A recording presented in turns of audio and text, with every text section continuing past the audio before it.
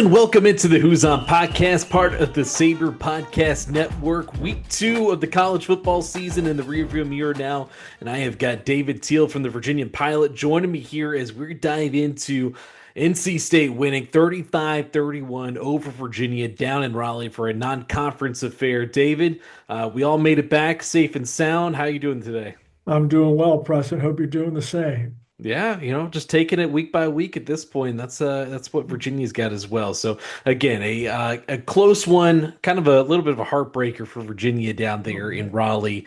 Let's start off with kind of your one big take watching the Cavaliers down in Raleigh on Saturday. Opportunity missed. Simple enough. Yeah, I mean, we can delve into it a little bit, but you're what, 10, 11 yards from the winning touchdown. And for all the world, it looks like you are going to win the game. And truth be told, sitting there for 3+ hours, Preston, I thought Virginia was better. I think if they played again tomorrow on a neutral field, I think they'd win. And they had been so good on offense, so efficient through nearly 2 complete games, no turnovers, so perfect at the end of the first half in 2 minutes against Coastal, so perfect in 2 minutes at the end of the first half against NC State. And here they have another 2 minute opportunity and they go straight down the field. And Chandler Morris did the one thing that he could not do. And I mean, he made a mistake and he owned it afterward, and Tony Elliott owned it. Stuff happens, but it was, to say the least, suboptimal timing.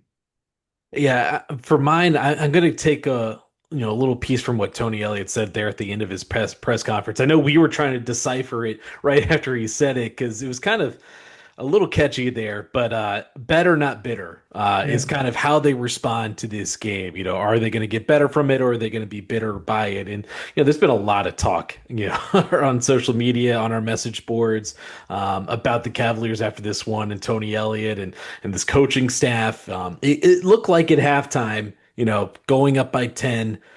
It looked like the game where UVA might actually take the step under Tony Elliott to winning, a tough game on the road and kind of be able to build off of it. It looked like a different team there in that first half, even despite the defensive struggles that they were already clearly showing. But they had kind of, started to make some improvements. But that third quarter, it kind of looked like a step back to where Mhm. they had been. And so I know and I kind of played a little tongue in cheek with this in my write up after the game, but a lot of fans were calling this the most important game of the Tony Elliott era. I said, by season's end, there's going to be at least another 2 or 3 games that fans will refer to as the most Yes. important game under Tony Elliott. That's how much is ahead of this Virginia team. I do think it's a very important season. That there's no lies and getting around that. But I still believe strongly this is a 7-win team. I had them as an 8-4 team before the season because I thought they'd win a game like this. But I think if you look ahead now, you know, obviously a little bit of a soft landing with William and Mary and Mhm. Stanford the next 2 weeks. And then you have Florida State and Louisville back to back. Those are Yeah. probably, from when I was talking to ESPN's Andrew Adelson, the 2 toughest games left on their schedule outside of whatever voodoo magic goes on with the end of the year in the Commonwealth Clash. Um, I think they do. It makes those games a little bit more important, especially when it comes to fan engagement, because if you are 3-3, if you lose those 2 games, you get into the middle of October, and that's when basketball season starts to come, and a lot of fans might start to turn their heads a little bit. I guess just how do you think this game kind of plays out in the grand scope of this season? I think it's TBA. And I get the fan mindset. And Terry Holland once told me many, many moons ago, Preston, when he was the AD at Virginia, is you never want to get to the point where every week is a referendum on your head coach. And it feels like that's where the Cavaliers are with their fan base. And that's unfortunate. And it's not a great way to do business.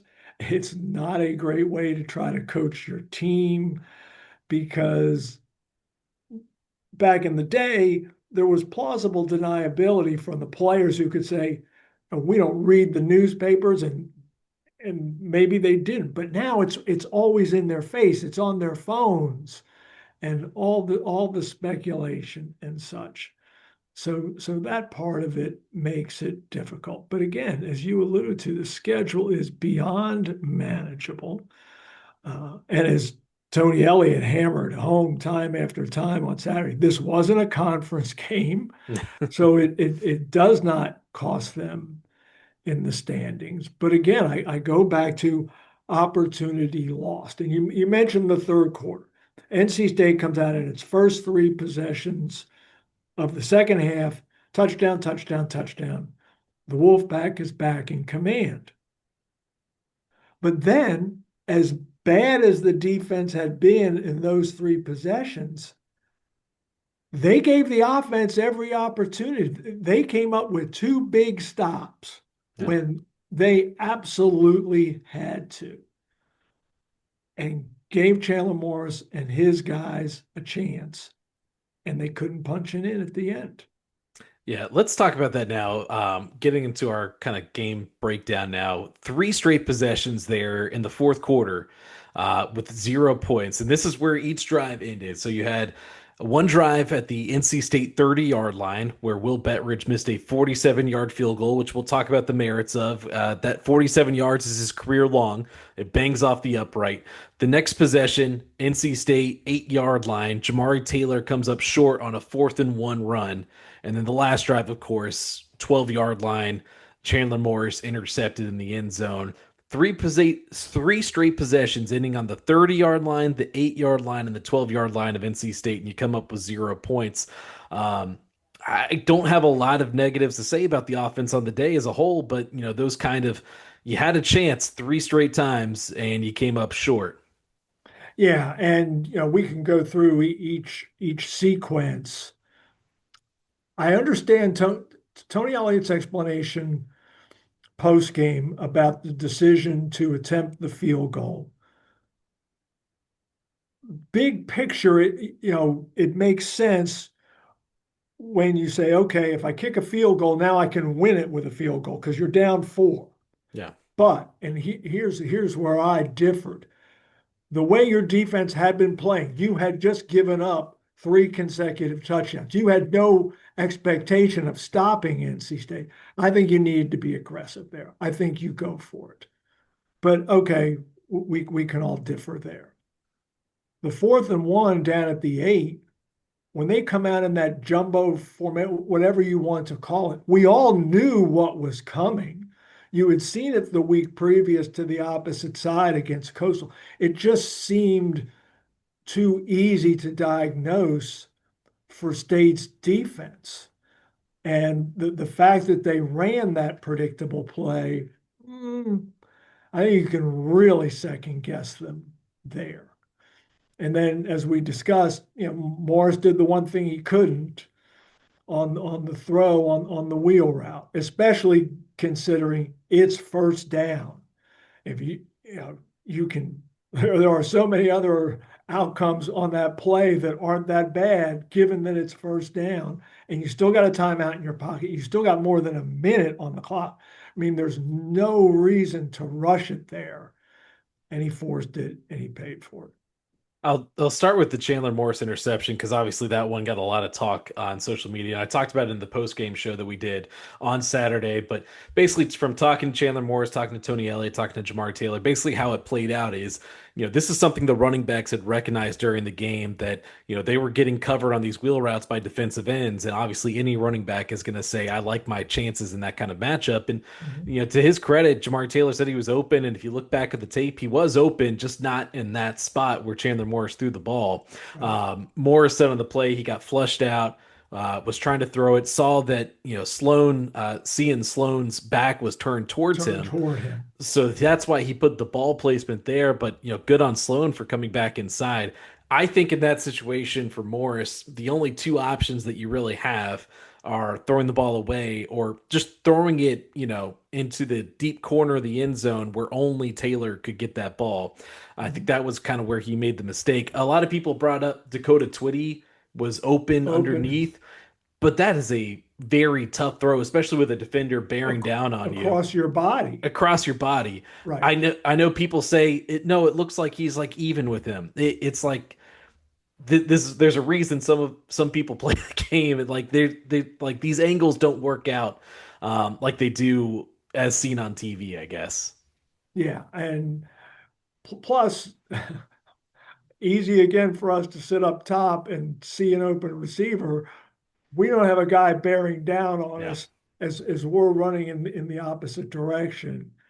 So he saw what he saw and he tried to make a play. And hey, look, that young man made a ton of plays Whew. on Saturday and is just gutting, crippling, however you want to describe it, a turnover as that was. I walked away more impressed with him than I did after having watched. I wasn't there, but I watched it on DVR, having watched the Coastal game Hmm. because it was on the road against a far better opponent, and I think I mentioned to you after the game that offense is going to be a problem for people, for a Yeah. lot of people. The question is, can they fix it defensively? Yeah, we got a lot to talk about there coming up. But yeah, Chandler Morris, just to go over his numbers, 30 for 43, 257 yards, a touchdown, and an interception. He's actually 27th nationally in ESPN's QBR rating right now. And actually, CJ Bailey had as easy a day as it looked easy out there, just the way he was doing. And a lot of credit goes to him for the plays that he made. But Virginia gave him a ton of space out there. But Chandler Morris, despite the interception, still really well in that quarterback rating. Um, I want to also touch on the other two drives there. The Jamari Taylor come up short on 4th and 1. That run there. I know they ran it against Coastal Carolina. It worked well in that game. I think that play, a toss play in that situation, it's too slow developing Mm-hmm. to really, to get the push that you need. I definitely agree that Jamari Taylor should get that ball in that situation. That's basically what Tony Elliott said. Is he didn't care what running back it was out there; they were going to go to them. I just think that play is a little too slow developing, and that's I want to talk about Des Kitchings on Saturday as well. That's one of only two plays I really had a qualm with after the game, and then Will Bettridge, 47 yards out. I agree with you. Like the way the defense was playing, he had no business expecting they were going to come up with stops after that. Yeah. Um, as far as I know, a lot of people right after that missed field goal, they're like, well, that's the game. Like, because the way that NC State was moving the ball Yeah. that day, it's felt like that was the game. Let's talk about Des Kitchings Hey, can, now. can, can I interrupt Oh, you just yeah. one, Yeah. one second? And it's kind of a tangent, but wouldn't it have been nice and for Virginia to have Grady Brosterhouse at that point? You know, and I think Elliott even alluded to it a little bit afterward. They need to get him back, man, because Yeah. he was such an effective weapon on 3rd and 4th and short. The country's most important third, fourth string quarterback. It really feels like that. It It's peculiar, but it would have been another option. Yeah. They found success in the opener against Coastal Carolina. Obviously, different opponent, different, skill level and everything, with some bigger fronts, going 7-man offensive line up there. But yeah, Brosterhouse kind of just adds that, almost guaranteed, short yardage complement. In that 4th and 1 situation, like that's exactly when you need a guy like that. Looking at Des Kitchings overall, though, I came away from this thinking that this was Des Kitchings' best game he's called at Virginia. Now, it could be a low bar, Mhm. just based off the offense performances in recent years, but I really only came away from this with two, maybe three calls that I would really question. And the two calls were in the first half. They had a 3rd and 5 where they decided to run the ball and then settle for a field goal. I thought, they've been killing NC State on these, underneath mesh throws, these mesh options all game. Why not take a chance and try to get that, put the ball in Chandler Morris's hands and try to get a first down there? And the second one was the 4th and 1 toss play to Jamari Taylor. Those are the two that immediately come to mind. The field goal decision, that's not a Des Kitchings decision, obviously. No. That's a Tony Elliott call. So those two calls are really only ones. What did you make of Des Kitchings overall in this game? Well, I think Virginia gained more than 500 yards, right? That's a pretty good day for an offensive coordinator. And spread the ball around, and it was balanced. They could throw it, they could run it, and different wideouts. Morris got loose for what I think was a 42-yard run. You Great referenced, play call. Yeah. yeah, yeah, and he pulled it. I mean, it was designed. It's not like it was like, oh, hair on fire, got to avoid the pass rush. And Jamari Taylor, 3 rushing touchdowns, including the one of what, 66? Am I, 66. am I Yep. right there? Don't have the, excuse me, I don't have the box in front of me, but it's hard to argue about an afternoon like that. You brought up the stat on Saturday. It's tied for the most points they've scored against a Power Four opponent with last year at Clemson and Wake Forest. Mhm. So I guess they're 1-2 now, and they scored 31 points against a Power Four opponent. Yeah, I just overall I thought it was a really good performance. You mentioned balanced offense. It doesn't get much more balanced than 257 yards passing, 257 yards rushing, like on the dot. In explosive plays, they had 11, which was a big improvement over last week when they, struggled to get some explosive plays in the run game.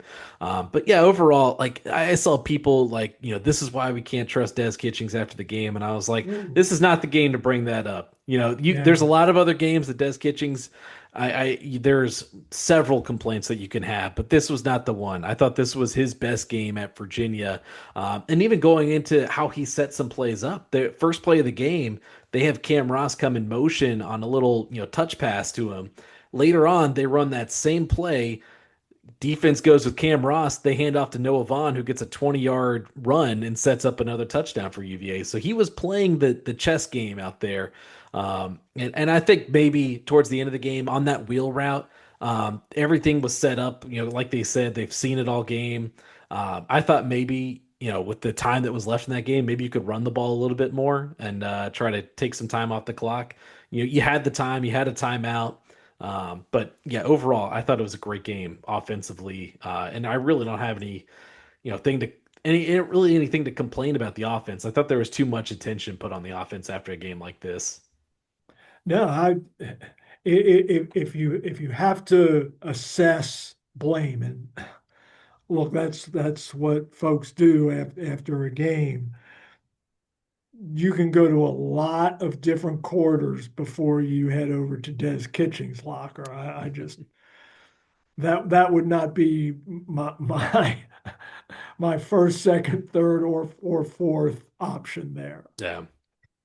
Real quick, last thing on the offense, we got to talk a little bit about Jamari Taylor. If we didn't put out a player of the game poll this week, because we usually don't do it after losses, but Jamari Taylor would have been the player of the game. 17 carries, 150 yards, 3 touchdowns in his return to his home state of North Carolina. I thought it was funny that he was well aware that he was kind of going back and forth with NC State's Right. Hollywood Smothers because they are both Charlotte kids. Jamari a few years older than Hollywood, but it was a fun matchup to kind of watch those two guys go back and forth. A couple numbers here. Jamari Taylor was the first UVA player with over 100 rushing yards against a Power Four opponent since 2020. That was Brennan Armstrong against Boston College. First running back since Jordan Ellis in 2018 in the Belk Bowl. Now, David, I'm going to put to you here. I looked this up this morning for a separate story. He was also the the 150 rushing yards, or the most by UVA player, or most by UVA running back since who against a Power Four opponent? Oh, Running back oh, here. The last player with over 150 yards against a Power Four opponent was Bryce Perkins against Virginia Tech in yes, in, 2019. in 2019. But the running back, that's you gotta go back. Well, you're giving me a hint. I mean, are you going to take me back to like Thomas Jones? Not quite that far. Not quite that far. Okay. Then I don't have any guesses. So there are two players with this similar last names in the 2000s, both spelled differently, not related. I'll give you that hint. Now I'm going to come up blank. Cedric Pierman in Oh, 2007 okay. against UNC. That was the last time a UVA running back had rushed for over 150 yards. As opposed to Uh, Alvin Pyramid. as a put, yes, that was my subtle hint there, Yes. because I had to make sure when I was writing the story I spelled it the right, the Pierman the Yeah. right way.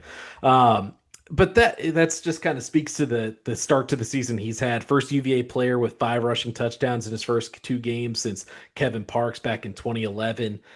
It really seems like they have found a lead back in this backfield.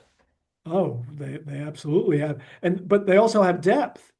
So Mhm. here's the good thing if you're a Virginia fan, he shouldn't get worn out because they've got some guys behind him who can spell him. So it's gonna spare him some wear and tear, and he should be even better as the season goes along. Yeah. And the biggest thing that stands out about him is on that 3rd and 1 run where he breaks out for a touchdown, or the 4th and 1 run Fourth that and he one, breaks yeah. out for a touchdown. He makes this guy miss in the hole, and then he still has the burst at 5'9", 204 pounds is what he's listed at the UVA website to kind of get there. Now on that 66-yard run, it looks like NC State might actually catch up with him, but he had just enough to get there for the touchdown. And that's something, the explosive plays in the run game is something that Virginia and Tony Elliott that they've wanted for quite a while here. Here's a research project for you. Not that I've delved into it. Who's the last Virginia running back to have two touchdown runs of more than 35 yards in the same game? That's another good one that sounds like it's going to take more than a couple hours. Right? 39 and 66. Yeah. Again, explosive runs. They had 11 explosive plays on the day. NC State also had 11 explosive plays on the day. So let's get into this UVA defense right now. I don't have many other adjectives to describe it, so I just put in the rundown bad. 0 sacks, only one quarterback hurry by a defensive lineman. For as much as we talked about the depth on this defensive line and the amount of transfers that they brought in the defensive line, 0 turnovers created, 11 explosive plays given up. What do you attribute the struggles on defense? A couple things, Preston. NC State could not run the ball against East Carolina. NC State ran the ball at will, might be too generous a description, but almost Essentially, against UVA. More than 6 yards a carry, less than 3 yards a carry against East Carolina. That's unacceptable. And I found it interesting that post game when I asked Tony Elliott about no sacks by the defense, no forced turnovers, he immediately started applauding his offensive line because they hadn't allowed any sacks. And I'm like, yeah, that's right, but that's not what I asked you. And then he said, maybe we need to, yes, they got to get to the quarterback. And this has been an ongoing issue. And now, CJ Bailey is 6'6". He is dynamic and he does get the ball out quickly. I understand that. But at some point, you got to make him uncomfortable. And they rarely made him uncomfortable on Saturday. And then you mentioned Hollywood Smothers, who's on everybody's all-name team. Oh, absolutely. And that one, the 50-plus yarder there, like didn't go for a touchdown. But it just seemed like a matter of time before he was really going to break one. The two things that I noticed is kind of the biggest takeaways for me defensively on Saturday. And I talked to Ahmad Hawkins, Virginia Sports Radio Network lead analyst at halftime about the rotation. At the beginning, we've heard Tony Elliott talk about, we got all this depth and we want to rotate, give guys less snaps so they're more juiced up. I was like, but you're subbing off 5, 6 guys every play, every snap. And I don't know if you're saving that much energy by running to the sideline taking one play off and running back on. Like it feels like Right. you'd have the same amount of energy if you just stayed on the field. It did seem like as the game went on that they were rotating less, and Tony said that was mainly due to, they were kind of just keeping base guys out there because of situational football and stuff. But I was like, I mean, I don't know. It seemed like he'll notice that these guys were kind of gassed, and for a defense too. I made this point in my article. You know, there are 8 new starters on this defense. And that includes guys that were already at the program and guys that have transferred in. There are 8 new starters out there. So a defense that already doesn't have a lot of chemistry together to then Right. rotate them in and out so they're not really building upon that chemistry, I kind of think ties one hand behind your back. So that was the first thing in the first half. The second half, the thing that stood out to me, just really bad angles, like really Yeah, you bad mentioned that to tackling me in the angles. press box. Yeah. The one that stands out the most is Landon Danley, the linebacker, coming free on a blitz, having Bailey right in his grasp, and but a terrible angle. Bailey rolls out and he's free for a 12-yard touchdown run. No one around him, and really didn't seem like anyone else on defense was looking that way. And there was a lot of bad angles that day. We were talking out after the game. Some other people just like maybe being 6'6", maybe those long strides kind of throw Sure. defenders off, but you kind of play the game. If that was Cam Robinson on the I was gonna say blitz, Maybe Cam Robinson fixes it's a that. little different. But yeah, a lot of bad angles. I think back to Jordan Robinson, the cornerback on the first drive of that game, getting completely turned around and not knowing, I think he kept running and a receiver broke the route off. And there was just a lot of that and the miscommunications throughout the game. Yeah, it did seem that way. I mean, the first four series, both teams, 75 yards touchdown, 75 yards touchdown, 75 yards touchdown, 75 yards touchdown. It's like, all right, have we really entered the Big 12 here? Yeah, ping And pong out there. it truly was. And and then that stretch in the third quarter, to start the second half. But once again, they come up with those two big stops to give the offense a chance. And and there are some guys who, Melton, he's like a step away, it seems, from making a really huge Yeah, play. I think he had the one hurry of Bailey, if memories. I don't know if he it was was credited with it. Fish. Yeah, well, he had the Did one. K-Mac get it? Fisher K-Mac was the one that Fish on the stat sheet, but Melton had the one where he had him in his like grasp, and then like he spun away, and I think they eventually got him down. But after a run, it was kind of a weird. That was in the first half that Melton got in there. Okay. And then, I think their safety play has been good Mhm. in spots, and was again on Saturday. But you mentioned, I mean, corner has been, a bugaboo for a while. That's why they hit the portal so hard. And wow, they clearly missed Cam Robinson. And you knew they would. I Yeah. mean, he's their best defensive player. Yeah. Danley looked really good in the first week. Of course, that's against Coastal Carolina, but Right. it just seemed like the angles that, a young player, especially a guy that transitioned from safety to linebacker, the angles that he's trying to learn now. But I think the biggest thing is, this defensive line has to step up because, they brought in all these veteran guys that, some had proven production, like a Fisher K-Mac or even Kazim Moore at a lower level, Daniel Rickard at a lower level Rickard. as well. Yeah. They had proven production, or they were high quality guys like Mitchell Melton at Ohio State, backing up, one of the best defensive lines in the country. So you feel like these guys have to find a way, and at some point, too, you wonder, is this a scheme thing? Because I feel like the things I hear every year from Tony Elliott about the pass rush is, well, the quarterback has a quick release, or the defensive line, maybe needs some help with some blitzes to get home. We can't win, our one-on-one matchups, and that seems to be the repetitive thing that I hear about the pass rush because it has been, yeah, I think since their first year that they had some semblance of a pass Yes. rush.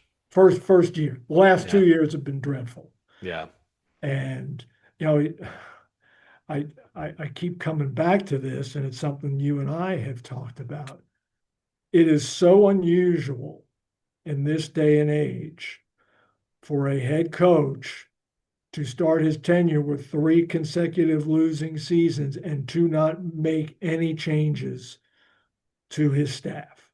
Yeah. He is riding with his guys, and how it all turns out, we don't know. But man, it's a risk. I think someone made the point to me Saturday, like if you had started the season and said that John Rudzinski and the defensive staff would be in more hot water than the offensive staff, like how would you have felt? I mean, that's what it feels like right now. Yeah, we'll see if they can turn around. Let's look ahead now to William and Mary. Again, like I said, a soft landing spot. You have William and Mary, then you have your ACC opener against a Stanford team that has really struggled so far this season. Yeah. Um, what is one thing that you want to see from UVA? And it's a bounce back game against William and Mary, a team that's 1-1 so far in the season, a loss to Furman in their opener, and then they rebounded last week with a win over Maine. What can you actually look to see from Virginia in a game like that? Well, I think what you want to see is what you have seen from Virginia of late against FCS opponents in large measure. Since that fiasco against Richmond in Bronco Mendenhall's first game in 2016, Cavaliers haven't messed around with the one William and Mary game got a little Yeah. dicey in the second half. But for the most part, it has been blowouts. And you just go out there. And this is a William and Mary team that was picked well deep into the CAA standings, played two one-score games in as many outings, new quarterback, new coordinator. Uh, you, if this is a game at halftime, Virginia's got an issue. And then Stanford coming east, you got to win that game. Yeah. And then as you and Andrea apparently discussed on the pod last week, then comes two really interesting contests. The 30th anniversary game against the Knowles on a Friday night, and then the trip to Louisville. And I don't know how much of Louisville James Madison you watched. And yes, the Cardinals have playmakers everywhere, but Miller Moss does not look all that at Yeah. quarterback. And now there is the anti CJ Bailey. He is about as stationary as you can get. And if the Cavaliers can't get that guy to the ground, Yeah. then the conversations are going to get ratcheted up a notch. Virginia's played well against Louisville these Yes, past few years, even when they have been dreadful in every other game. So yes, that's definitely 100%. one that I've had highlighted. I think that's I'll have to check. I'm sure the lines have moved in recent weeks as Florida State has done better, but that was their biggest, underdog game going into the season was at Louisville. But after what we saw against that JMU game, we'll see kind of how that plays out. The things I want to see these next couple of weeks against William and Mary and Stanford, especially, I think the defense has to ratchet up a notch. I want to see sacks. I think William and Mary is only allowed and they've allowed 5 sacks in 2 games. You got to at least go out there and get three. I Yeah. mean, if not just one. I Right. mean, If Maine and Furman are getting sacks yeah. against William and Mary, by golly, UVA should. Because the one thing I can't hear after Saturday's game against William and Mary is, well, the quarterback got the ball out really fast. I can't hear that again for a third straight game. The defense has to get home, and they have to do it against Stanford as well, as kind of building momentum up to that game against Florida State. Caused some turnovers too. I mean, Ethan Minter had the interception in the first game. They've had, I think they caused 3 turnovers in that first game overall. You got to see some more playmaking just out of this defense over the next couple weeks. Yes. And you know, the only turnover of the game Saturday Yeah, decided it yeah, for the most part. and it had been such a clean game up until then. And yes, you've got to create havoc, especially against William and Mary. And then I would think you get Stanford down a little bit, and given how the Cardinals season has started, and given that it's an East Coast trip, I think at that point, if you get ahead, there should be no coming back for Yeah. Stanford. You should be able to close them out emphatically. Poured on. Yes. Yeah, so well, it'll be interesting couple weeks coming up. But again, like I said, I think that Florida State and Louisville game now, with basketball season kind of in the ether coming up, like you want to win one of those games to keep the engagement going further into the season, especially a I mean, it would be great. A Friday night game at home against Florida State, the 30th anniversary. Mhm. I know I've had that one highlighted since it came out. I'm not sure, like, at this point, how many Virginia fans like actually remember that as a rivalry game. It's been quite some time since they played regularly, and I remember 2019. That was a great crowd for that game against Florida State at home. Obviously, you can go all the way back to the 2000s when they were playing more regularly. So I'm excited to see kind of how that one plays out, especially with how Florida State started the season. Yeah, given the Seminoles start, and they'll come in there undefeated. I think they've got an FCS and then a bye or an open date is, I guess, the proper Yep. term, before playing Virginia. And on the flip side, Florida State has Miami Yeah. after UVA. Now, are they foolish enough to be caught looking ahead? Interesting question. Uh, Florida State teams have been known to be foolish previously. It could be a weird night. Friday night on the road, Miami Mhm. the next week. I mean, it could be a weird night in Charlottesville that week. But David, thank you again for coming on today. We had a lot to talk about after that Saturday in Raleigh, and we'll see what the next couple weeks look like for Virginia, and we'll talk to you later in the season, I'm sure. Sounds good, Preston. And hey, my message to UVA fans would be after 2 weeks, and I thought Virginia was going to be markedly better this season. I'm more in on Virginia now, even after they lost that game Saturday. I'm more in on them than I was beforehand. Yeah. For what it's worth, I don't know squat, but it's just from watching it with my own eyes.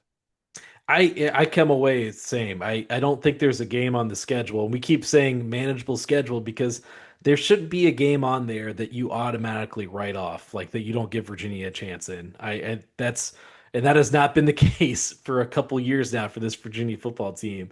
So it's a good position to be in. You're not going to go undefeated. No one was expecting undefeated going into the season. So one setback early on. But David, thanks again. That'll do it for the Who's On podcast. We will check back with you later in the week. I've got UVA associate men heads basketball coach Griff Aldrich joining the show. Talk a little bit about some basketball coming up. I'll also do a little bit more of a preview of the William and Mary game. Then you can check that out on our YouTube page here, the Who's On podcast, our new YouTube channel, as well as Apple, Spotify. Please like, subscribe, follow, leave a 5-star review, do all the things. But we'll see you later here on the Who's On podcast.